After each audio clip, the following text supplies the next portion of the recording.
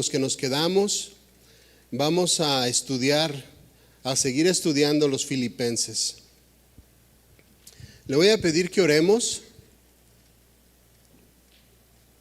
Incline su rostro ahí en su lugar y vamos a orar. Señor, te damos gracias en el nombre de Jesús por esta noche, Señor. Gracias por tu presencia.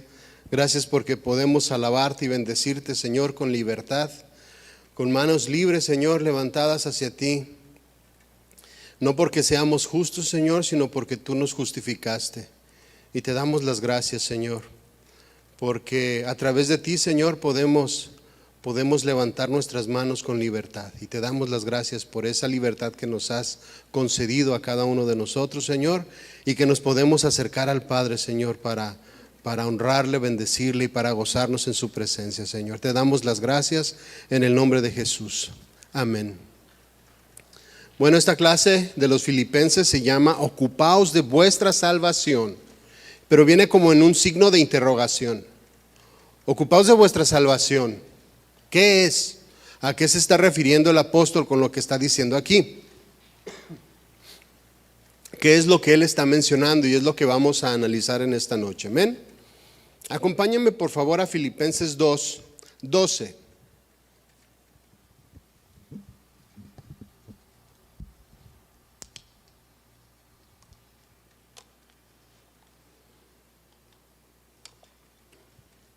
Filipenses 2:12 dice: por tanto, amados míos, como siempre habéis obedecido, no como en mi presencia solamente, sino mucho más ahora en mi ausencia, dice: ocupaos en vuestra salvación con temor y temblor, porque Dios es el que en vosotros produce así el querer como el hacer por su buena voluntad. ¿A qué se está refiriendo? Repito de nuevo. ¿A qué se está refiriendo el apóstol con esta frase? Ocupaos de vuestra salvación con temor y temblor. Y cabe el tiempo que nos damos para señalar esto, porque esta frase se puede malinterpretar o se ha malinterpretado en muchas ocasiones o por mucho tiempo, diciendo que la salvación se puede perder. Podemos llegar a creer que la salvación se pierde por esta expresión, que debemos de vivir tan preocupados nuestra vida cristiana con temor y temblor, porque si no, en una de esas se nos va la salvación de nuestras manos. Simplemente con un pensamiento o con algo malo o con alguna acción o con un desliz que cada uno de nosotros tenemos, pudiéramos perder la salvación y por eso nos debemos de cuidar con temor y temblor, y no está diciendo eso. Si ustedes buscan en internet, fíjense, si le hacen la pregunta a internet si la salvación se puede perder, hay dos opiniones, ¿no? Están los que dicen que sí, y estamos los que decimos que no se puede perder. Pero los que dicen que sí usan este versículo precisamente de Filipenses 2:12 para justificar que la salvación se pierde.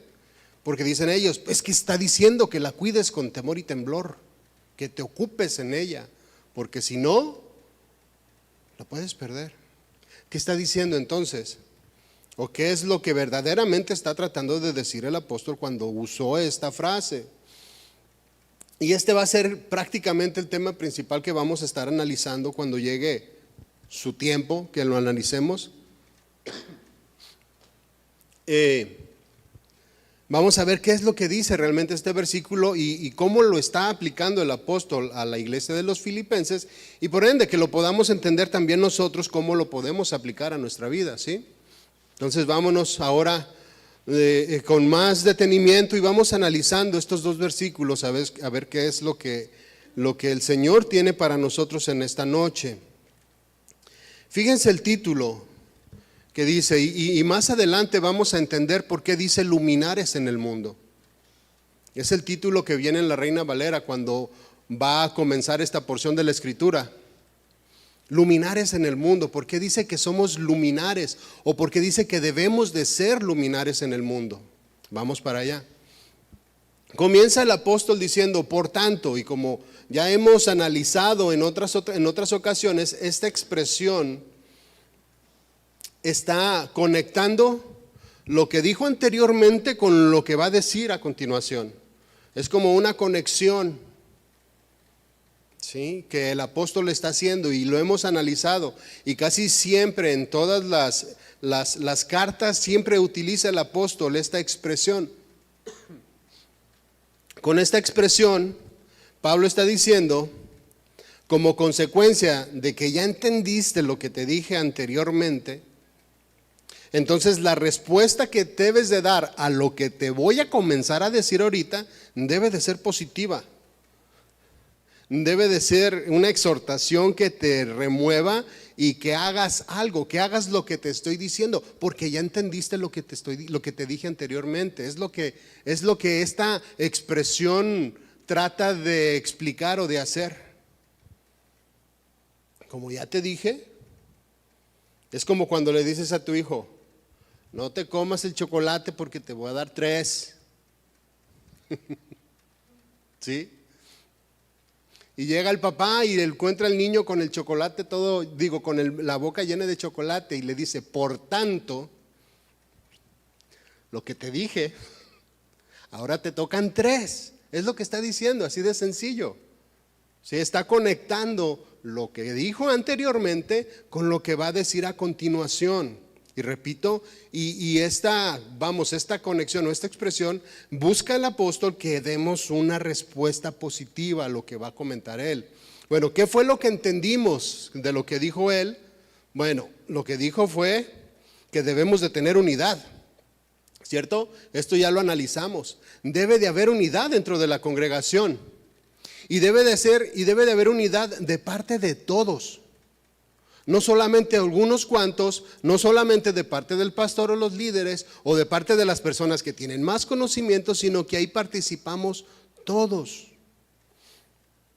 Debe de haber unidad de parte de toda la congregación, y eso lo hablamos, y eso fue lo que nos dijo, y eso fue lo que entendimos. También dice que no debe de haber contiendas o peleas entre nosotros. Esto también lo entendimos. Para pelear siempre tiene que haber 2. Uno bien dispuesto y el otro también dispuesto a contestar. Si nada más hay uno, no, como que la pelea no sabe, ¿no? No pasa de algunos argumentos y se acaba todo, porque bueno, no sabe pelear con alguien que no quiere pelear. Entonces entendimos que no debemos de hablar o de pelear, que no debe de haber contiendas entre hermanos. También entendimos que debemos de ser de un mismo sentir, como es Cristo o como lo hubo también en Cristo Jesús. Un mismo sentir con humildad, paciencia, amor, perdón, consuelo, sacrificio, restauración. Y esto todo lo hizo el Señor, y también nosotros debemos de practicarlo entre nosotros. También entendimos que Dios exaltó hasta lo sumo al Señor Jesucristo y lo puso y le dio un nombre que es sobre todo nombre, que es el mediador, ¿sí?, entre Dios y los hombres, que ahora tenemos la conexión y esa libre libertad de ir con el Padre gracias al sacrificio del Señor Jesucristo. Esto fue lo que entendimos. Entonces, mis hermanos, cuando Pablo dice, por tanto, está diciendo que al haber entendido todas estas cosas pasadas, nuestra respuesta a lo que nos va a decir debe de ser la mejor. Debe de ser la más positiva. Debemos de tener toda la intención de querer hacerlo. Debemos de tener toda la disposición. Debemos de esforzarnos por hacer lo que es correcto, porque ya entendimos lo que nos dijo anteriormente. Si no lo hubiéramos entendido, entonces vale que digamos, es que no sé cómo o no sabía, pero una vez entendido, ¿cómo te escapas? Recuerdo cuando mi papá nos decía algo, me decía, veme la cara, veme los ojos, vas a hacer esto y esto y esto, ¿entendiste? O cuando tu mamá te mandaba el mandado, me vas a traer tanto de crema, tanto de bolillo, tanto de pan dulce y esto y esto y esto, ¿entendiste? Mejor me lo apuntaban a mí porque se me olvidaba. Pero a lo que me estoy refiriendo, mi hermano, es que una vez entendidas las cosas, nuestras respuestas deben de ser las mejores. El Señor no espera o no desea o no quiere una respuesta de parte de nosotros cuando ya hemos entendido algo. Dice la Biblia que cuando Esaú vendió su primogenitura, no hubo perdón para él, aunque la procuró, dice, con lágrimas. ¿Por qué no hubo un perdón para Esaú en esa ocasión? Porque entendía perfectamente lo que había hecho. No fue, es que no sabía.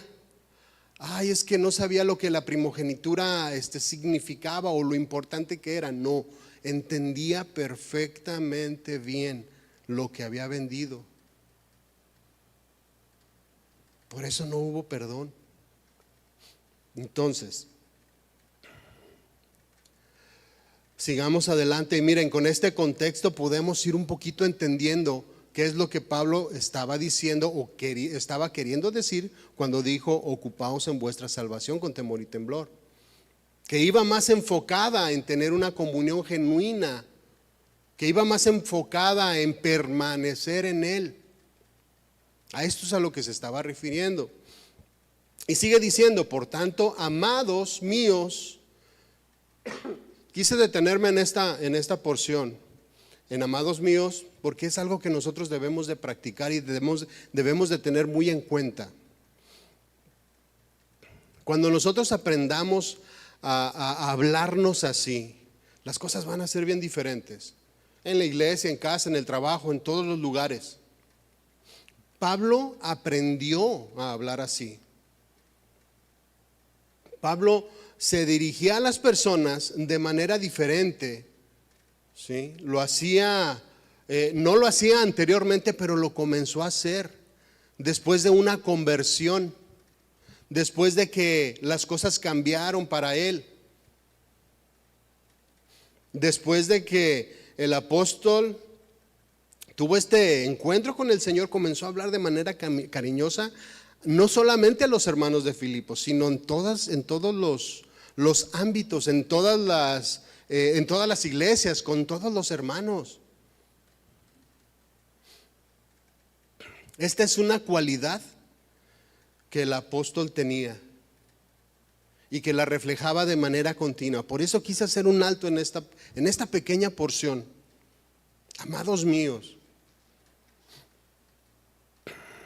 de manera constante el apóstol lo vemos hablándole de esta manera a la iglesia. Y esta cualidad que tiene Pablo viene como resultado de andar con el Señor. Viene como resultado de caminar con Él. Viene como resultado de obedecerle a Él. Por eso es que me quise detener en esto. Mis hermanos, nosotros debemos de hablar de manera diferente. Debemos de distinguirnos por nuestra manera de hablar, nuestra manera de dirigirnos, nuestra manera de pensar. Todo esto debe de cambiar. Es una consecuencia de caminar con el Señor.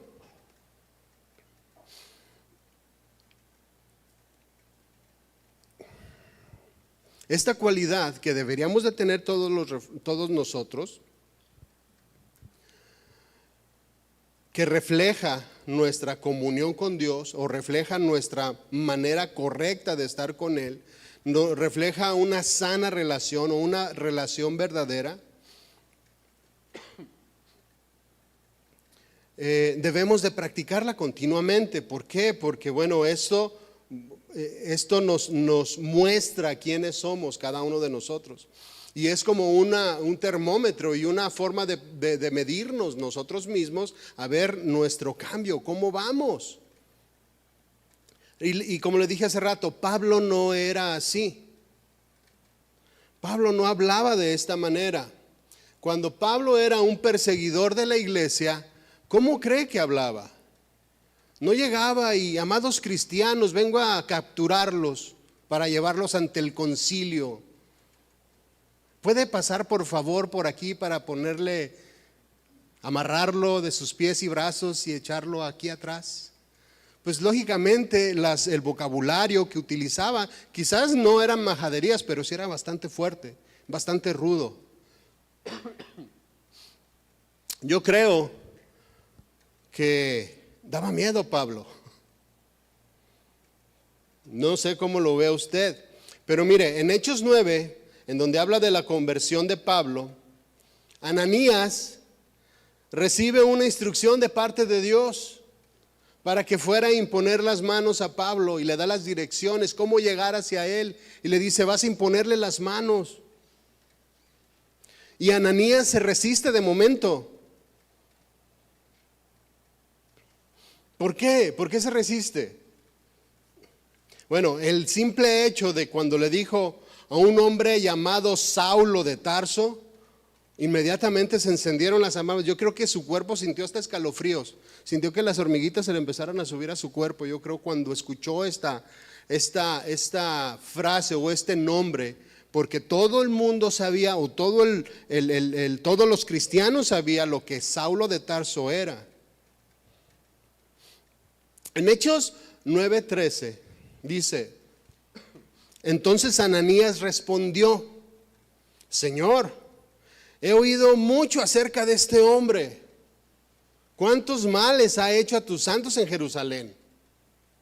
Y aún aquí tiene autoridad de los principales sacerdotes para prender a todos los que invocan tu nombre. O sea, Pablo no tenía las características que tuvo después de su conversión. Por eso es que quería hacer un alto aquí, mi hermano, porque en muchas ocasiones nosotros podemos ser, decir, pensar, comportarnos de maneras que no convienen. Cada uno de nosotros. Yo creo que a todos nos ha pasado el hecho de que no tengamos un buen día y contestemos mal. O que no nos salgan las cosas y demos una mala respuesta. O que simple y sencillamente no nos salieron los planes y andamos enojados. Y yo creo que eso es algo muy normal en lo cual nosotros podemos caer. Pero no debe de ser así. No debe de ser la regla. No es algo que a ti y a mí nos debe de distinguir. Nuestras distinciones, por eso dice al principio, luminares en el mundo. Nuestra distinción tiene que ser totalmente diferente a la del mundo. Debemos de ser luz en medio de la oscuridad. Debemos de alumbrar el entendimiento entenebrecido que nos rodea. Y vaya que hay mucho desconocimiento del Señor a un lado de nosotros. Por eso quise hacer énfasis en esto. Debemos de ser diferentes. Y que también esto entra en el contexto de la frase que estamos estudiando. Yo creo que Pablo se dirigía con dureza cuando era Saulo. No era nada amable, era duro, era rígido. Era quizá grosero, quizá golpeaba a las personas. Dice la Biblia que cuando Esteban murió apedreado, Saulo consentía lo que estaba pasando. Y el consentir es un sentimiento en el corazón de agrado, de estar de acuerdo, de que quizás si él no tuvo oportunidad de arrojar una piedra era porque los más grandes estaban alrededor. Pero él estaba contento con lo que le estaba pasando a Esteban. Esta era la figura de este hombre, que cuando fue transformado, cambió su vocabulario, cambió su manera de pensar, cambiaron sus respuestas. Y no quiere decir que no se enojara, pero se enojaba hasta con mesura. Era cuidadoso. El encuentro con el Señor lo cambió totalmente. Pablo no fue el mismo, tuvo una transformación genuina y escuche, permanente y progresiva. No paró ahí. Conforme pasaban los días, pasaban los años, el crecimiento de Pablo fue creciendo, fue aumentando. De este punto, de este encuentro en adelante, entonces, Si cualquiera de nosotros, mis hermanos, por alguna razón, sea lo que sea, si amaneció mal, si tiene una mala actitud o tiene una mala o malas respuestas, malas palabras, qué sé yo, malas acciones, malos pensamientos, si hay un mal corazón, mis hermanos, hay que hacer un alto. Y hay que hacerlo de manera voluntaria, porque si somos hijos de Dios y andamos en con estos pensamientos, va a llegar el Señor y nos va a quebrar la patita, así como el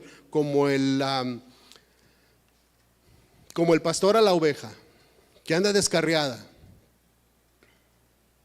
Hagamos un alto, o como diríamos, para tu tren, respira. Toma un momento en tu vida y analiza. ¿Por qué? Porque no deberíamos de estar de esta manera. Un hijo de Dios no debería de comportarse o hablar de la manera en que muchas veces nosotros hablamos. Yo sé que usted no, pero muchas personas van a escuchar esta grabación. En el libro de Apocalipsis, el mensaje a la iglesia de Éfeso, esta iglesia que era una iglesia próspera, una iglesia pujante, una iglesia que trabajaba, una iglesia que estaba fuerte, que iba avanzando, pero que sin embargo les dice el Señor que habían perdido su primer amor. Perdieron el gozo característico de un hijo de Dios. Repito, ya no era una luminar en el mundo. Por alguna razón seguía trabajando y seguía haciendo las cosas en la congregación, pero había perdido su primer amor, había perdido el gozo, repito, que debe de caracterizarnos a cada uno de nosotros como hijos de Dios. ¿Por qué razón lo perdió? No menciona por qué razón. No menciona qué pasó en la vida de este hombre o de esta iglesia por la cual perdieron el gozo, por la cual perdieron su primer amor. No lo menciona, pero sí les dice qué hacer. Apocalipsis 2:4.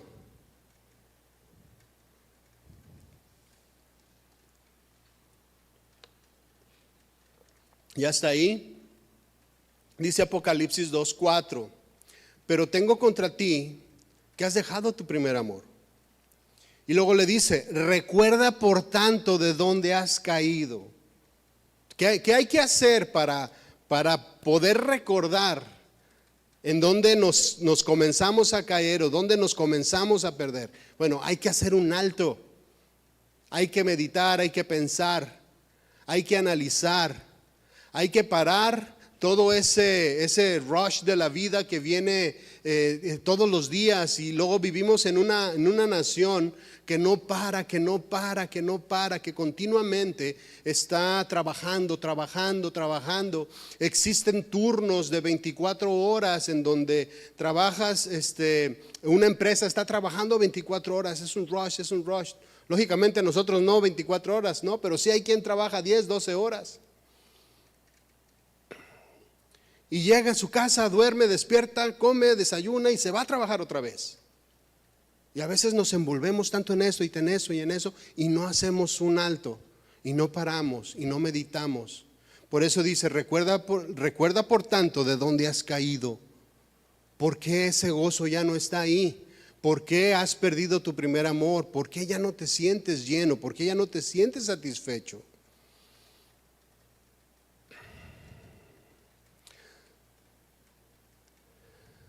Sigue diciendo, dice, recuerda por tanto dónde has caído, dice, y arrepiéntete. Y haz las primeras obras. Debemos de parar, pensar, regresar a lo que estábamos haciendo antes, a lo que nos producía gozo, a las cosas que nos estaban haciendo crecer y cambiar. Dice, y haz las primeras obras. Pues si no, vendré por ti y quitaré tu candelero de su lugar si no te hubieses arrepentido. Es importante, mis hermanos, que hagamos un alto y que meditemos, porque no es normal.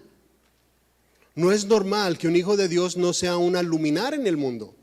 No es normal que un hijo de Dios no sea luz en el mundo. No lo es. Por el contrario, una persona que se dice hija de Dios y que no está siendo luminar en el mundo, algo está pasando. Y por eso debemos de hacer un alto y analizar. Si nosotros nos mezclamos o pasamos desapercibidos, no estamos siendo luz, no estamos siendo luminares. Algo está fallando y tenemos que remediarlo. Y eso es nada más lo que tenemos que hacer un alto y remediar lo que estamos haciendo. Entonces, mis hermanos, si por alguna razón, sea la que sea, el gozo que debe de caracterizarnos como hijos de Dios no está ahí, hagamos un alto. Analicemos, meditemos, arrepintámonos como dice aquí en la Escritura y sigamos adelante de la mano del Señor. Por eso es que quería hacer un alto aquí, porque esto nos puede pasar a cualquiera de nosotros. Cuando nos enfrascamos en una rutina y comenzamos ya no a disfrutar todas las cosas que hacemos para el Señor, entonces debemos de hacer un alto. Regresemos ahí a Filipenses 2:12. Por tanto, dice, amados míos, como siempre habéis obedecido, no como en mi presencia solamente, sino mucho más ahora en mi ausencia, dice ahí, en esta porción de la Escritura muestra o nos está mostrando una cierta dependencia de parte de los filipenses hacia la figura de Pablo. Sí, que está bien que deseemos verlo o que deseen verlo, está bien que estén preocupados por él, está bien que quieran tenerlo de nuevo con ellos, pero su obediencia, su comunión, su dependencia de Dios no tiene que depender de la figura de Pablo, no debe de depender que la figura de Pablo esté presente. Cada uno de nosotros deberíamos de seguir adelante, esté o no esté la figura de autoridad o la figura que represente al Señor. No debe de afectarnos a nuestra manera de vivir o no debe de afectar nuestra obediencia. Es como cuando le decíamos a nuestros hijos o cuando nuestros hijos se portan bien, ¿sí? Y se portan bien cuando estamos nosotros presentes, ¿verdad? No hay que decirles mucho, hacen lo correcto porque ahí estamos. Mientras estamos ahí, todo en orden. ¿Sí? Mientras estamos presentes, todas las cosas fluyen de manera correcta. Pero cuando no estamos, la obediencia se relaja un poquito. Eso es lo que les estaba diciendo Pablo. Esté o no esté, obedezcan. Cuando la figura de autoridad no está presente, en muchas ocasiones se relaja la obediencia. Y esto pasa muchas veces con nuestros hijos o con los padres que están ausentes por cualquier razón. Esto pasa con nuestros hijos porque al no estar el papá, los hijos hacen lo que ellos quieren hacer. Lo que les dicta su conciencia, lo que creen correcto, lo que ven en la televisión o lo que ven en su teléfono, porque no está el papá.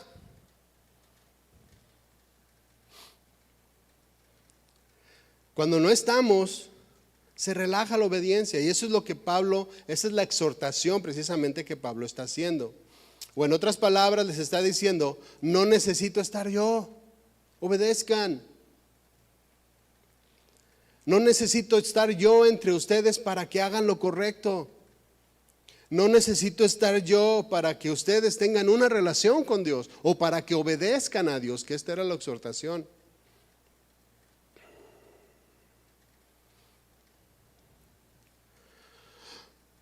¿Cuántos han tenido esta plática con sus hijos y les han dicho, es que no tengo que estar yo para que hagas las cosas bien?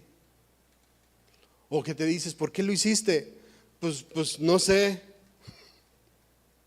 Dices, es que no tengo que estar yo aquí. O sea, tú sabes lo correcto. Tú sabes, yo te he enseñado cómo hacer las cosas bien. Yo no necesito estarte vigilando. ¿Por qué te tengo que vigilar? Era una dependencia de parte de la iglesia hacia Pablo. Nosotros, mis hermanos, conocemos también a nuestros hijos que cuando están pequeños sabemos, cuando ya no escuchamos decimos, híjole, algo pasó. Ya no lo oigo o ya no los oigo. Ve a ver. Conocemos también a nuestros hijos que sabemos que cuando nos vayamos y los dejemos solos, algo va a pasar. Nomás no sabes qué tan grave, pero sabes que algo van a hacer. No necesitamos esta dependencia. No necesita ser así. Entonces, la exhortación de Pablo para los filipenses y para nosotros, mis hermanos, es que no necesitamos tener esta supervisión sobre nosotros todos los días para hacer lo que conviene, para hacer lo correcto. Estuviera Pablo o no estuviera, su obediencia debería de ser, o nuestra obediencia debería de ser ejemplar siempre. Esta misma exhortación la hizo en el capítulo 1. Si ustedes recuerdan, en Filipenses 1:27, dice el apóstol, solamente que os comportéis como es digno del evangelio de Cristo, y vea la similitud, para que sea que vaya a verlos o que esté ausente, oiga de vosotros que estás firmes en un mismo espíritu, combatiendo unánimes por la fe del evangelio. Y si hacemos una comparación, casi es palabra por palabra, es el mismo sentido. Lo que acabamos de leer dice, por tanto, amados míos, como siempre habéis obedecido, no como en mi presencia solamente, sino mucho más ahora en mi ausencia. Ocupaos de vuestra salvación con temor y temblor. Mis hermanos, nuestra obediencia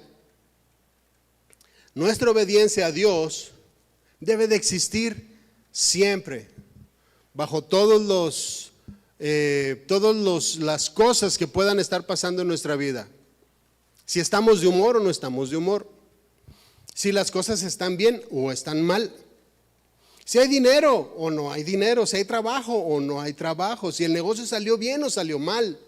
Nuestra obediencia y nuestra comunión con Dios debe de permanecer siempre. Nuestro comportamiento debe ser el mismo si estamos en la iglesia o no estamos en la iglesia. No depende de que los estemos viendo o de que nos estén viendo. ¿Cuántos esposos necesitan que esté la esposa presente para portarse bien?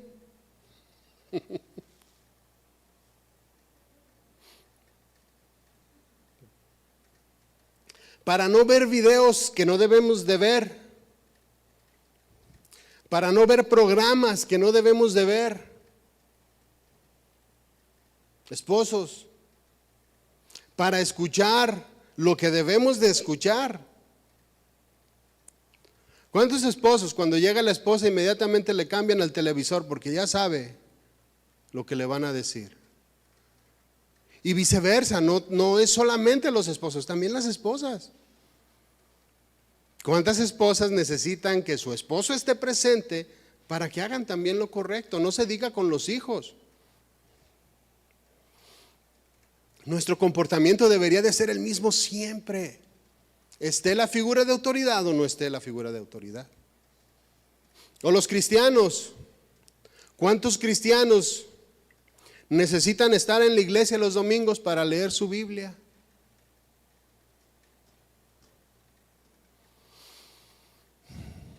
¿Se fija?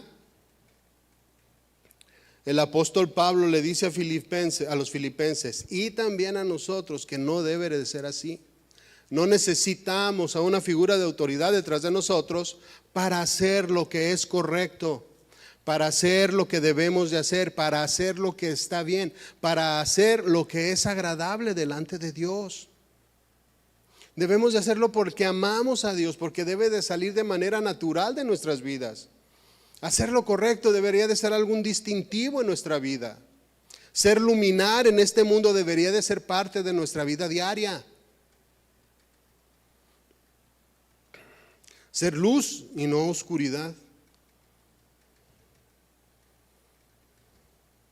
Llegamos a la iglesia y somos luz.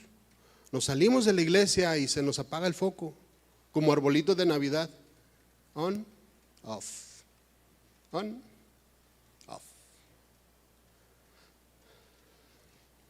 deberíamos de hacer lo correcto en todo tiempo, dentro de la iglesia o fuera de ella.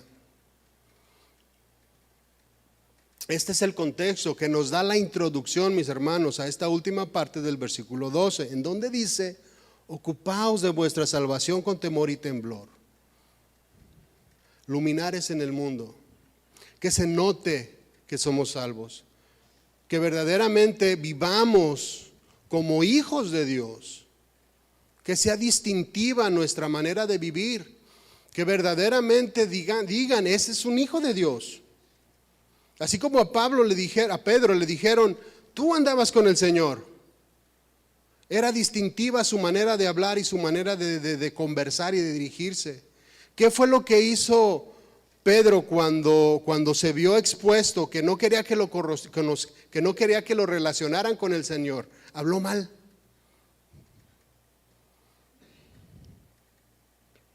Habló mal. Entonces, el ocupaos de vuestra salvación con temor y temblor habla de una relación constante, genuina y en progresión y en progreso con nuestro Señor. En la Nueva Traducción Viviente dice: queridos amigos, siempre siguieron mis instrucciones cuando estaba con ustedes. Dice, ahora que estoy lejos, es aún más importante que lo hagan. Y luego dice esta parte: esfuércense por demostrar los resultados de su salvación, obedeciendo a Dios con profunda reverencia y temor, o con profunda reverencia y respeto. Si se fijan, no está hablando para nada de perder una salvación, que es un regalo de Dios. ¿Cómo vamos a perderla, no? Si el Señor te la da. Aquí está hablando de que vivamos de manera diferente. Está hablando que seamos luminares en el mundo. Eso es lo que está hablando. Luminares en el mundo, mostrando que el resultado de nuestra comunión con el Señor nos ha hecho diferentes. Esfuércense, quiero leerles de nuevo, esfuércense por demostrar los resultados de su salvación, obedeciendo a Dios con profunda reverencia y temor. Si se fija, está hablando de dar resultados, mis hermanos. Está hablando de los resultados que vienen como comunión con Dios, como conocer al Señor, que vienen como consecuencia de estar apegados a la vid verdadera. Está hablando de un cristiano nacido de nuevo, que tiene un comportamiento diferente al de los demás. Está hablando de que nuestras acciones deben de reflejar que estamos fuertes en Él, que estamos apegados a Él, que somos salvos. La palabra aquí que utiliza la Reina Valera, ocupaos, nos habla de dar resultados, de producir resultados como motivo de nuestra salvación. Habla de tener una vida piadosa. Habla de tener un buen comportamiento. Habla de hablar bien, de dirigirse bien, como resultado, repito, de una salvación ya obtenida. Lo contrario a una vida piadosa o una vida gobernada por el Señor demostrará que, que algo está pasando, o no somos salvos, o andamos desobedientes, o andamos haciendo algo que no debemos, y debemos de hacer un alto y verificar lo que está pasando. Hace algunos días vi un video de un supuesto cantante cristiano famoso. Este testimonio lo dio el técnico de él, o el que fue el técnico en ese día de este cantante famoso. Había dos técnicos que estaban arreglando su sonido. Y dice que cuando venía este cantante hacia ocupar su lugar, que venía con usted sabe, ¿no? Aquí estoy. Una posición arrogante, una postura arrogante, un tanto presumido, un tanto soberbio, que no saludó, que no volteó a ver a nadie, que simplemente se acomodó y que probó su monitor y dice: te doy 10 segundos para que lo arregles, no oigo nada. Este es el testimonio de estas personas. Se lo arreglaron. No sé si fueron 10 segundos, pero se lo arreglaron. Dice él que no dio las gracias, que no los volteó a ver, que simplemente se puso las cosas, se acomodó para comenzar su alabanza y adoración. Y que cuando se estaba dirigiendo a la multitud decía: levanten sus manos conmigo, levante sus manos hacia el Señor. Y lo penoso es que el otro técnico, que no era cristiano, le dijo: no le creo nada. No le creo nada de lo que está diciendo. Es un farsante porque nos trató mal. Dice él: yo he trabajado con músicos del mundo, dice, y son bien buena onda, son amables, te tratan bien. Y este que dice que se supone que conoce a Dios, nos trató bien mal. No le creo nada. El ocuparnos de nuestra salvación con temor y temblor, mis hermanos, habla de vivir como cristianos reales y cristianos verdaderos en todos los ámbitos de nuestra vida. Habla de un proceso de crecimiento constante e ininterrumpido, mis hermanos. Este ocuparnos nos habla de un crecimiento que va en ascenso, que en muchas ocasiones puede pasar algo y nos podemos desviar por alguna razón. Por eso digo, hay que hacer un alto antes del que el Señor te pare y te diga: hey, es mejor nosotros. Hay que hacer un alto y decir: ¿qué estoy haciendo? ¿Por qué está pasando lo que está pasando? ¿Por qué me siento estancado? ¿Por qué ya no soy una luminaria en el mundo? Podemos tener nuestros altibajos, mis hermanos, pero un cristiano que va en ascenso no se rinde, permanece, sigue constante, reconoce lo que tenga que reconocer y sigue adelante.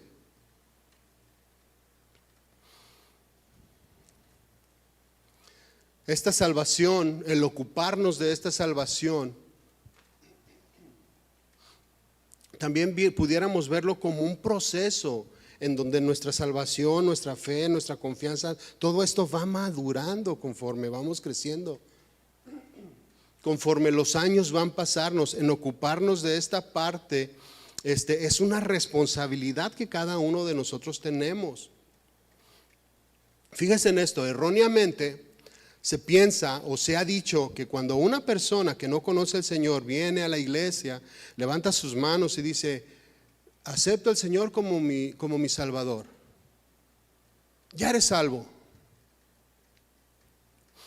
A mí me lo dijeron en alguna ocasión y de manera quizás ignorante por las personas que me dijeron esta parte. Dices: bueno, pues ya soy salvo y ya no la pierdo y ya no pasa nada. Y muchas personas se van y dicen: bueno, es que ya soy salvo, voy y hago mis asuntos y luego regreso a la iglesia, al cabo soy salvo. Y no, se pierde la salvación. Y no es así. Este concepto está mal enfocado.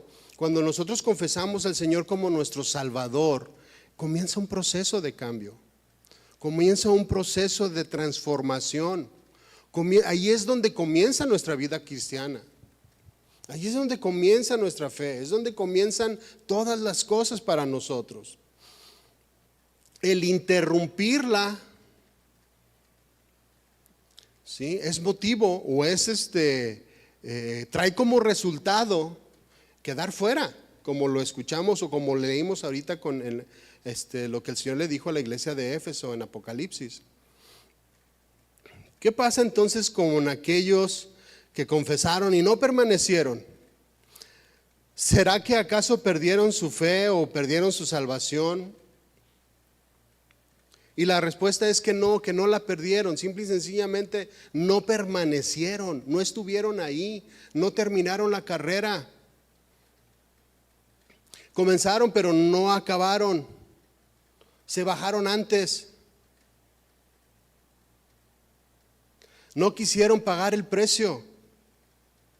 De primero les pasó o lo sintieron como algo muy bueno lo que estaban experimentando, pero llegó un punto en sus vidas que dijeron, no, se me hace que todavía no estoy listo, se me hace que todavía no es mi tiempo, se me hace que todavía no he vivido lo suficiente, déjame regreso un ratito y ahorita vengo. Se bajaron antes de tiempo. En Lucas 13:22, donde habla de la puerta estrecha, que es una parábola que estudiaremos los domingos,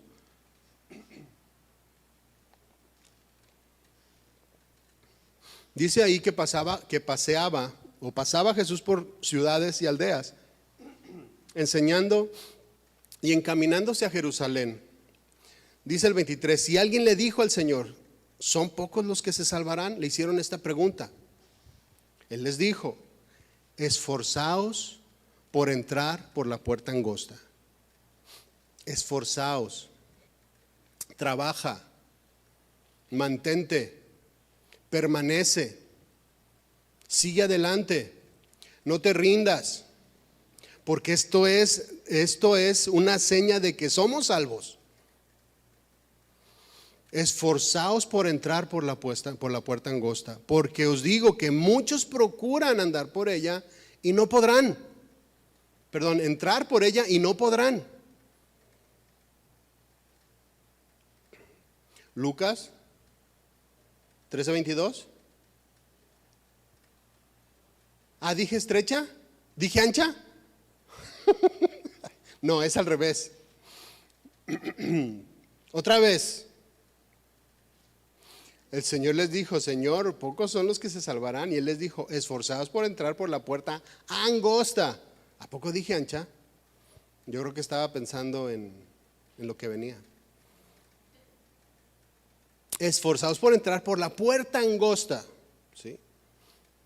Y repito otra vez, esforzaos, permanecer, estar ahí, ser cuidadoso. Trabajar en ello. Dice, porque os digo que muchos procurarán entrar por esta puerta estrecha y no van a poder. ¿Por qué no pudieron? Porque algunos no pudieron, algunos de los que quisieron caminar por este camino y no pudieron, ¿por qué? Algunos dirán, es que no eran elegidos y por eso no pudieron entrar, y no es así. El mismo versículo nos lo dice. Porque no se esforzaron por entrar, no quisieron permanecer, no quisieron pagar el precio, no terminaron la carrera. Por alguna razón se desviaron del camino y se perdieron. No es que hayan perdido su salvación, es que no terminaron la carrera.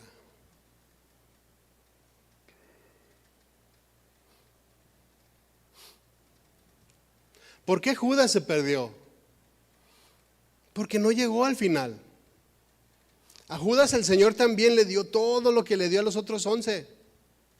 También lo mandó a las aldeas para que predicara la palabra.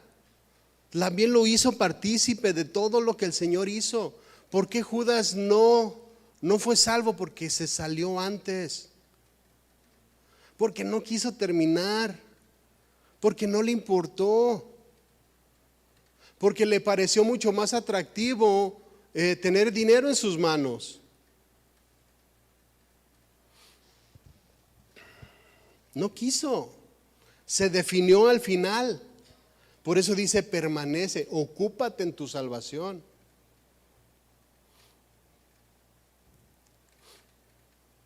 ¿Por qué muchos no llegan? ¿Por qué muchos se pierden?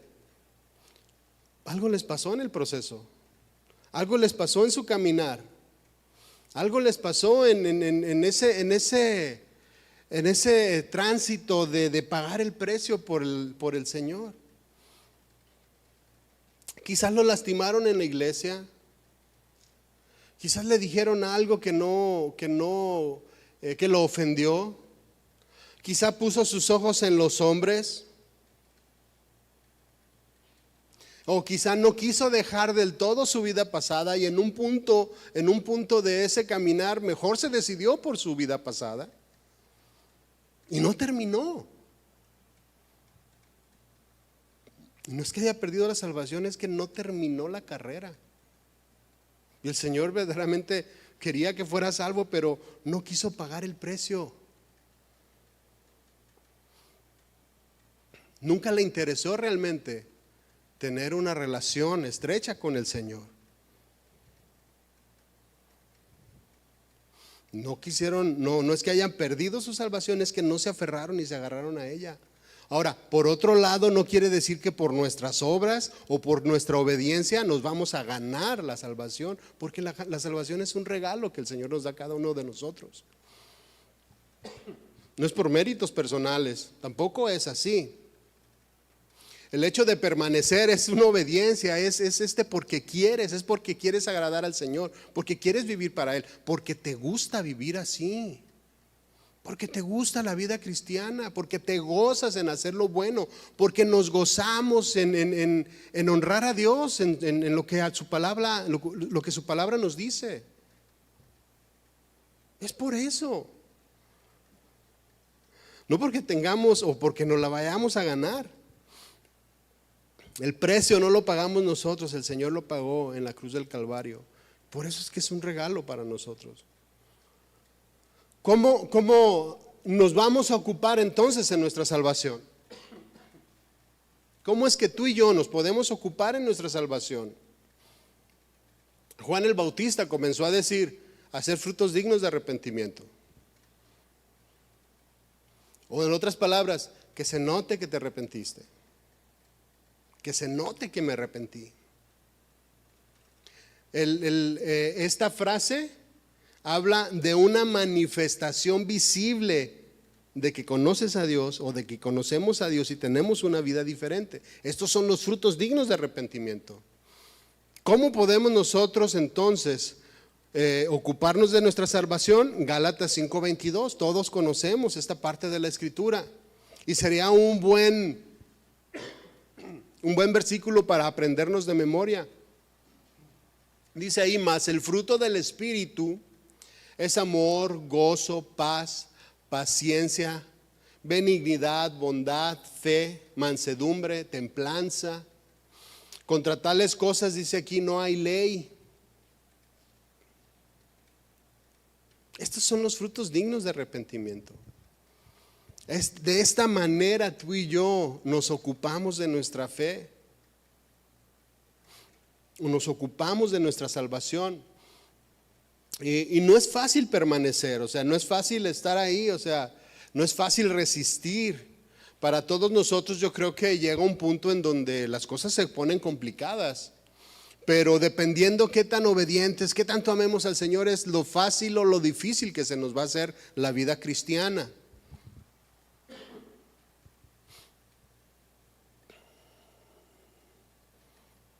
Pablo le dice a Timoteo,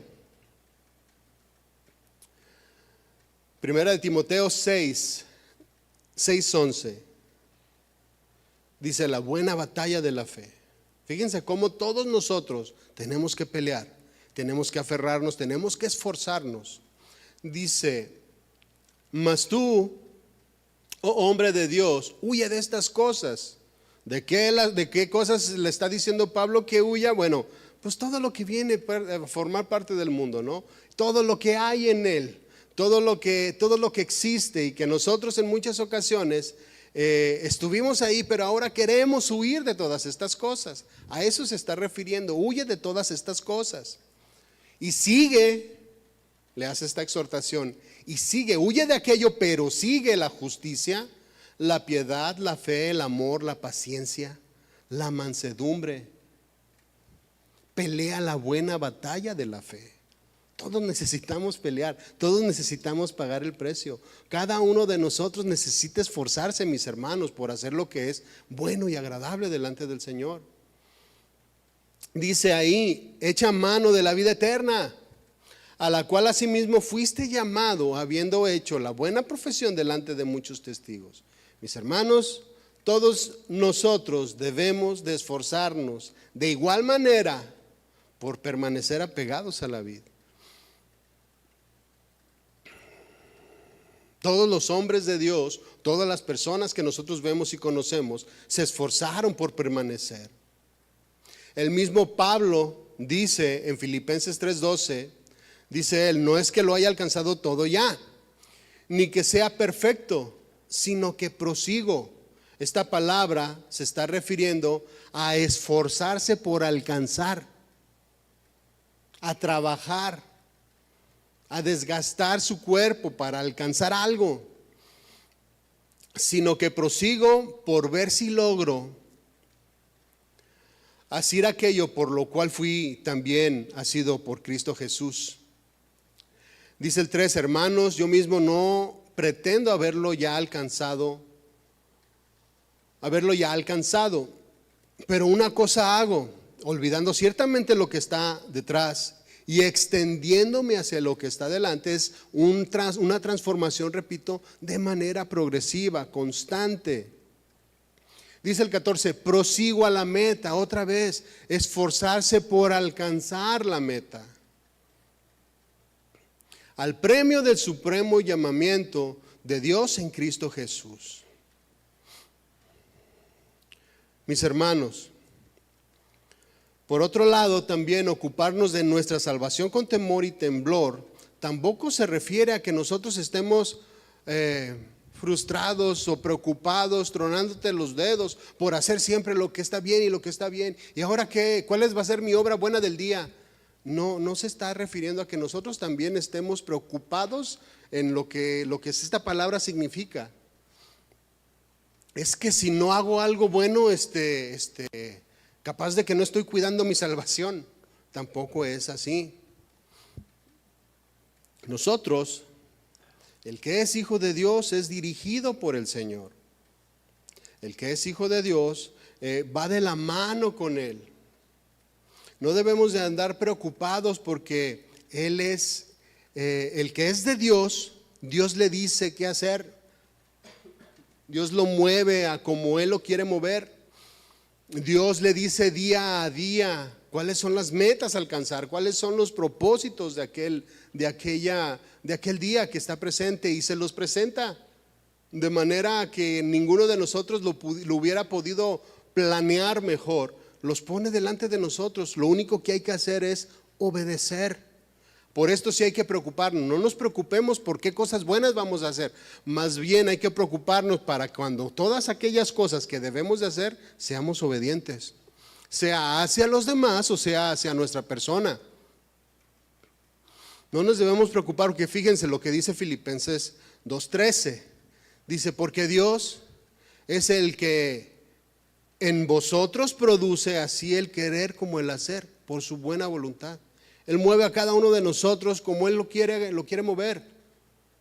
Preocupémonos por ser obedientes. En la Nueva Biblia Viva, dice, porque es Dios el que les da a ustedes el deseo de cumplir su voluntad y de que la lleven a cabo. Depende de Él. Y repito, ocupémonos en obedecer.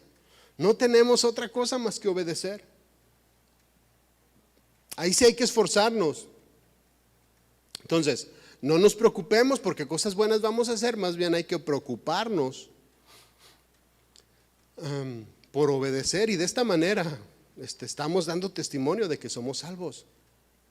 Enfoquemos todo nuestro esfuerzo en obedecer lo que el Señor nos diga día a día.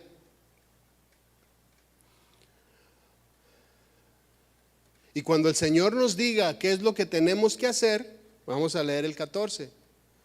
Cuando Dios te diga, mira, aquí está lo que tú tienes que hacer en este día, dice el 14, háganlo todo sin quejarse ni pelearse. En esta versión, Nueva Biblia Viva. Háganlo todo sin quejarse ni pelearse. Obedezcan sin estar argumentando conmigo. ¿Por qué esto? ¿Por qué aquello? ¿Por qué lo otro?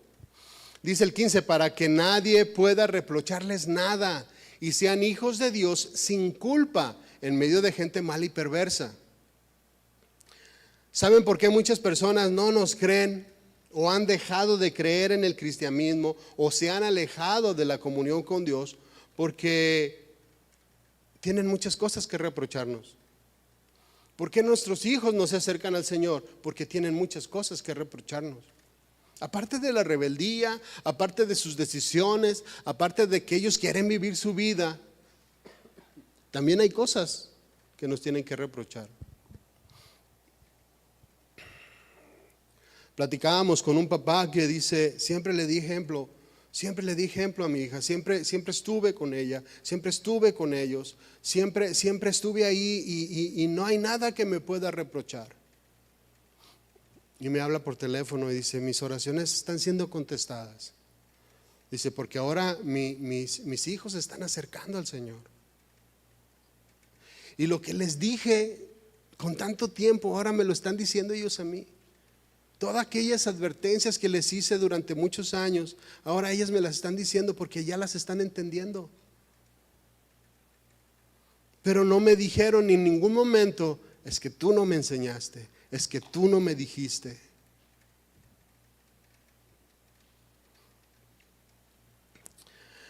Que no tengan nada que decir de nosotros, mis hermanos. Seamos irreprensibles delante de una generación perversa. Sigue diciendo el versículo 15, entre esa gente ustedes brillan como estrellas en el firmamento. Esa es nuestra función como hijos de Dios. El 16 dice, no se aparte nunca la palabra de vida.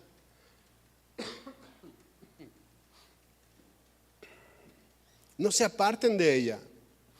Que ni nos apartemos de ella, ni que se aparte de nuestra boca la palabra de vida que transforma totalmente la vida de los que están a nuestro alrededor. Dice, de esta manera, cuando Cristo vuelva, me sentiré satisfecho, dice Pablo, de no haber corrido ni trabajado en vano. Y aunque mi vida sea sacrificada como una ofrenda y servicio que procede de su fe, me alegro, dice, y comparto con ustedes mi alegría. Ustedes también alégrense, dice aquí, y compartan conmigo su alegría. Mis hermanos, ocuparnos de nuestra fe con temor y temblor habla de comunión con Él, de estar con Él, de obedecerle a Él, de esforzarnos por vivir una vida diferente. Que no es fácil, no, nunca va a ser fácil. Siempre va a haber situaciones complicadas en nuestra vida, siempre va a haber cansancio. Ahorita estamos todos cansados. ¿Y cuántos están pensando ya en su cama? No levante la mano, porque ya sé que todos. Es complicado, pero hay que dar la milla extra, hay que notarnos, hay que ser luminarias en este mundo que se está perdiendo. Que se está perdiendo sin el Señor y que tú y yo somos las personas indicadas para hacer algo. ¿Quién lo va a hacer? Si no somos nosotros. ¿Quién va a dar ejemplo si no los que conocen cómo dar ejemplo? ¿Quién va a vivir diferente si no aquellos que conocen cómo vivir diferente? Y que el Señor acerque a los que van a ser salvos en el futuro. Le voy a pedir que se ponga de pie, mi hermano, y vamos a orar. Ya lo voy a dejar que se vaya a dormir.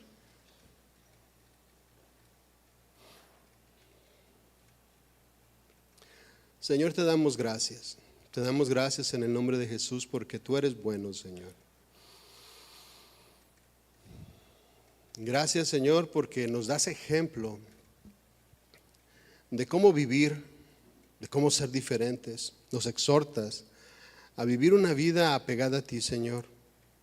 A ser ejemplo de las personas que están a nuestro lado, Señor. En casa, en el trabajo, en la calle, en la iglesia. Señor, ayúdanos a hacer luz en medio de la oscuridad. A que verdaderamente seamos estas luminares en el mundo, Señor. Ayúdanos a caminar cercanos a ti, apegados a ti, Señor, y que nuestra vida sea un testimonio de que somos hijos tuyos.